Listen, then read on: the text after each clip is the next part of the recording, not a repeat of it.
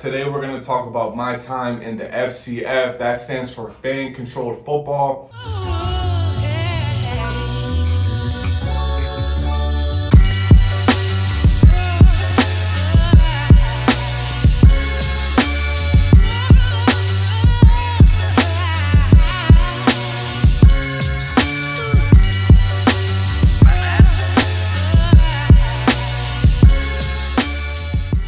And just to give you guys an idea on how the league worked, the premise was the fans get to pick the plays. The fans, in fact, are in control of everything. So I want to take you guys back from the beginning. How did I get started in the league? How can maybe one of you guys watching get involved in the league next year? And just kind of go through what my experience was. So the first thing I want to talk about is the actual tryout itself. The commissioner of the league had reached out and asked me to come to a tryout. I ended up showing up to the last tryout here in Atlanta in February. There was people that traveled from different states, different countries. The tryout was literally only 10 minutes away from me. I remember getting there, I'm gassing up on the way, feeling myself. I even remember wearing a ski mask early on, so that way I wanted to more so prove that I belonged there as a player. This was actually the first time that I met Destroying, and everything that I expected him to be, he was. Like, he was just very genuine, loves making good videos, super down to earth. So I was really excited to see Destroying for the first time because I've been watching his videos for a good while, and this was my opportunity to get to show I still do this. I hadn't played football in 6 years. Since University of Memphis back in 2016, I hadn't got to play that long. The only time I really played ball is actually hooping at the LA Fitness. This was my time to actually show people what I could do. Hey, quarterback, no NFL.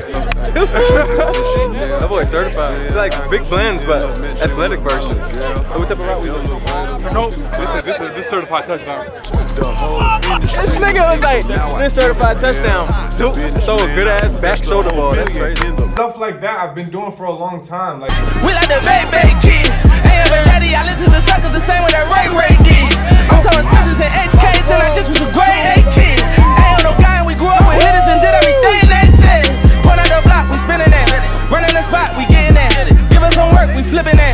It's just where I grew up. You guys see the Virginia flag. Shout out to the DMV. I was just around so many dogs that, like, you have no choice but to compete. I did good enough at the tryout for them to offer me to come to the training camp. I get to the training camp and I was even hearing some coaches talk about, like, them thinking that I wasn't good enough to be there, thinking that I was only there off the social media clout. So I really had a chip on my shoulder. I wanted to show I can actually still ball. This is not just because I have a big following. But we had a crazy training camp for like 2-3 weeks. I mean, my shoulder felt like it was about to fall off. I'm not gonna lie. So I did more throwing in 1 or 2 weeks with the FCF than like a whole month at Memphis. It was crazy. The first scrimmage was lit. Of course, butterflies, some jitters. I had to adjust to this style of football because remember, guys, it's not 11 on 11. It's actually 7 on 7. The field is condensed.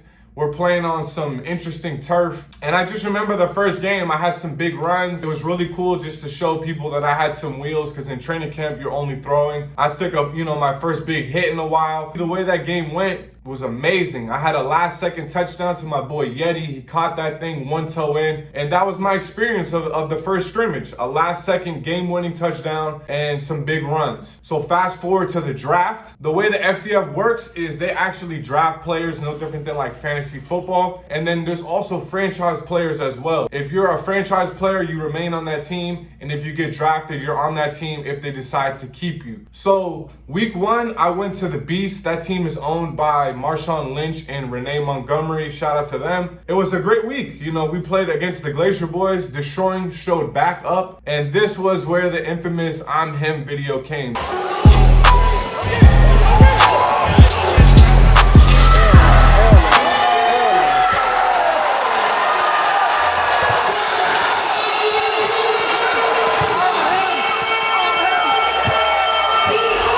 The first half was a bit rough. We still were getting into the swing of things. Also, I will say, this league does not call pass interference. So if you're a receiver, you got to be able to get open, right? You got to have some moves that no one's seen in order to create space because they will hold you. First half was not the greatest. Second half, I remember at halftime looking up and seeing Destroying. And I was like, I gotta turn up because my whole city's watching this. So second half, 3 touchdowns, 3 completions, quick work. We got them boys out of there. Fast forward to week 2. We were playing against the Shoulda Stars and Drewski. Week 2, that was a humbler. Hey, so I'm gonna say this for y'all boys now, man. When I chose this team, I swear to God, I was in love with y'all boys, man. You guys are a hell of a team. I don't want y'all to put that down right now. If you're gonna put your heart on the line, let me hear a hoorah! Hoorah! If you're gonna put your heart on the line, let me hear a hoorah! Hoorah! If you're gonna put your goddamn heart on the line,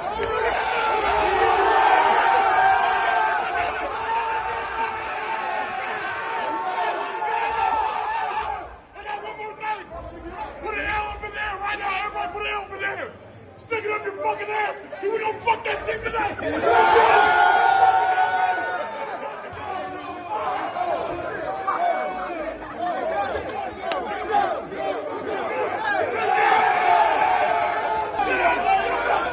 the fuck out of that field. Get the fuck out there. Hey, coach. Hey, coach. Get us some water. Hey, get us some water. The very first drive, I remember coming out, rolling left, I threw a pick, and then the next 2 series was actually our running back threw an interception. One of the other quarterbacks that played on the same team, he fumbled. So we had 3 turnovers within like the first 3 or 4 possessions, and it was a wrap. Like the Stars were scoring. Shout out to G-Way, Slade, Travell, Boykin. The Stars were definitely, they had a squad. You know, they were really cooking early on.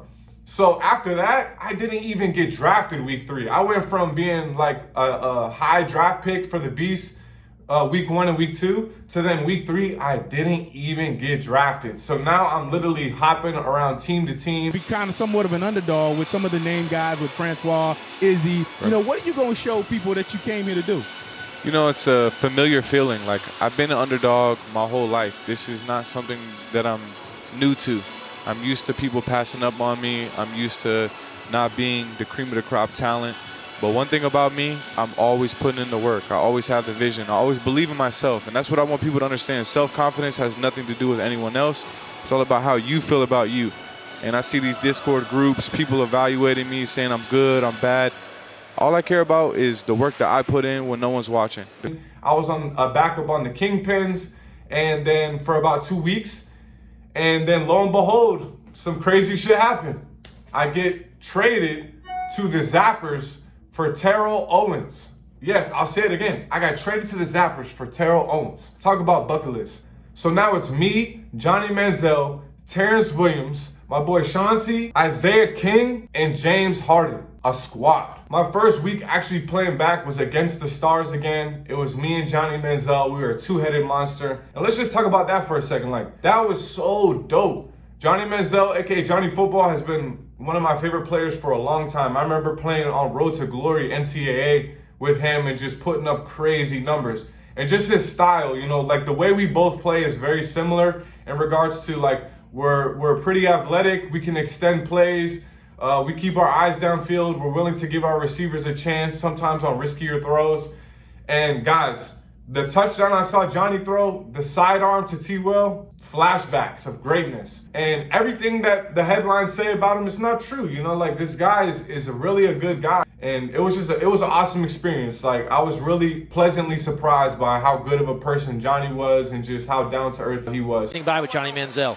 What's up, fellas? Here with Johnny Manziel, back for some Zappers action. Johnny, T.O. not on the team anymore. Terrence Williams had a heck of a touchdown. Chris Bazile, how you feeling about the team right now? I'm feeling great. I mean, we obviously had our best first half that we've had this season. Came out a little sluggish to start the second, but we're in a good position right now. If our defense can get a stop, I think we can come out and win this game and get our first win of the season. What do you think about Stu back there, quarterback? Stu's look great, man. I'm glad he's on our team. You know, that's where we've been trying to look.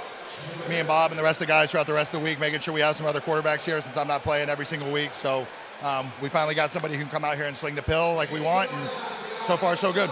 We ended up cooking that game. I'm not gonna lie. Like, I think I had 3 touchdowns. He had 1 touchdown. I was MVP of the game, and we beat the Stars. So I got that shit back in blood, right? Week 2, they got me out the way. Got it back in blood. That last game was when the name Captain Zap Sparrow was born. Then fast forward to the next week, Glacier Boys versus Zappers. So at this point, I went from being the Beast quarterback to being the Zappers quarterback. And the Zappers, they had to win every single game or they wouldn't make the playoffs. So we got that dub. That was the first dub. People were treating me like Jesus of the damn team. And so fast forward next week, Destroying and the Glacier Boys are rolling back into town, and we had to face them. What was going to be another movie, right? Anytime Destroying pulled up, I knew it had to be a movie. I remember talking with him beforehand, just letting him know I had a celebration of all celebrations planned, and that, I couldn't wait for him to see it. So my biggest thing with this, guys, obviously you guys know I ended up sparking the joint. But the biggest thing for me was I wanted to do it after the first touchdown. I didn't want to wait till the end of the game because you just never know. No play is ever guaranteed in this sport.